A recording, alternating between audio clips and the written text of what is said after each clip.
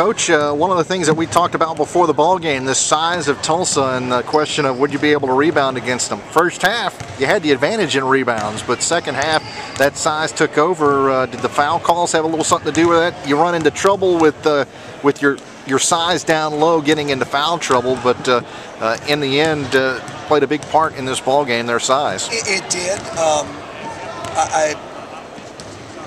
Elgin being back in 6 games, and I don't want to mention Elgin without mentioning the other players, first somehow. But tonight, obviously, having a body like that would have been a great help. The fouls and the ability to go bang with them a little bit would have put more pressure on them.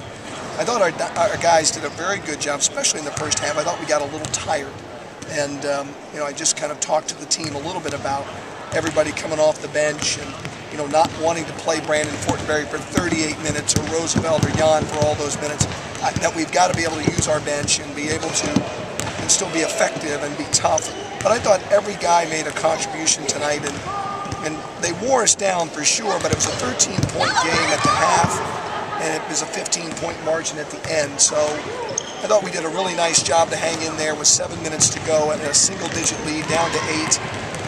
Thought maybe we could have gotten to the line on some calls a couple times. It didn't happen. And basically, anytime Idlet was out, we made a run. When Idlet came back in, you can see he had 23 points tonight and was just very, very efficient, very difficult for us. And he wore us down physically and was just very, very good. But the other players on their team, I felt like we played with pretty well.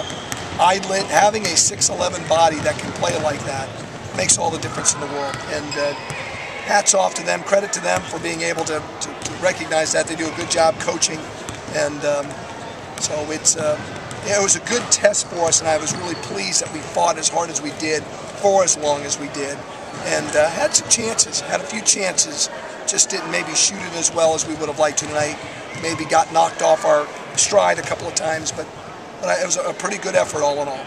Talking with head coach Jim Yarbrough here on the Bud Light postgame show, and Coach, a little bit slow start offensively. Brandon Fortenberry does finish with 19 points, but it took a little while for him and the offense to get going here today. But Deshaun Patterson came off the bench and gave us 11, which was nice. The stat that probably startles me the most is that Jan Petrovich and Roosevelt Johnson combined for 4 points.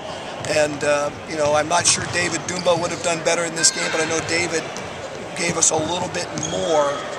We really relied on our guards again and our front line. I mean, if I look at Antonio Benton with 5, we got 9 points from our front line. And Inochioshi came in and gave us 3 as a semi-front line player. We're going to have to change that, but a tall task for a guy like Roosevelt. And a tall task for Jan Petrovich to come into this game, as we spoke before, to come in, the speed of this game, the size of this game. I thought he played defensively very well. If we can find a better rhythm offensively for Roosevelt and for Jan, then I think we're going to have a chance as other games come down the pike, and certainly in conference play. So we need to shore some things up for Spring Hill, that's for sure. Well, yeah, you got Spring Hill on Tuesday, not going to have that size. Is anybody the rest of the year going to have the size? I mean, you're talking a 6'9" guy coming off the bench, but they had a pair of guys at 6'11", and they did get that 7'2" freshman out there, and he had a couple plays where it made a difference out there. Sure. Well, he clogs things up. He's big. He's got a chance to be very good. He's a true freshman. Actually, one of my best friends in the world has helped bring that kid along and kind of discovered him. And he was kind of a guy who blossomed very late from North Carolina. And David Wishon is going to be a very good player down the road. He's going to work hard, and he's got great size. Usually if we can get a player like that, Patrick Sullivan only 6'9", but if we can get guys like that and have that big battleship of a guy, it would make a difference for us too. Keep trying to find them. But I think in league play we're going to be in pretty good shape. But right now I can't worry about anything except Spring Hill, getting ready for them, and I don't want our team to waste this effort and really the nice focus that they had to compete. I don't want them to lose that. I want us to come out and compete very well on Tuesday night also. And it's going to be very important. We got a long bus ride. I hope we can get some rest. We can get registered for classes tomorrow, and we can do the things we need to get back and get a quick scouting report on Spring Hill. Take some Tuesday to prepare, and then turn around quickly and play a team that's historically been a tough school on their level, and certainly would like to catch us tired or dismissing them and catch us down. So I really want us to focus on making sure that doesn't happen. Hopefully we can get that job done and go back to 1-1. Well, Coach, you waited and you waited and you waited for the season to kick off, and you got to hit the floor running, because you make this trip up here, get back, like you said, you got Spring Hill on Tuesday. You've got a couple more ball games in the next week and a half here, 2 weeks.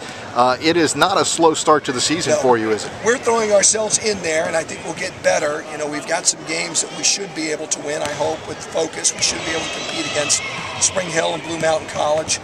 But, you know, it's a lot of games and a lot of days with a long trip to start it off.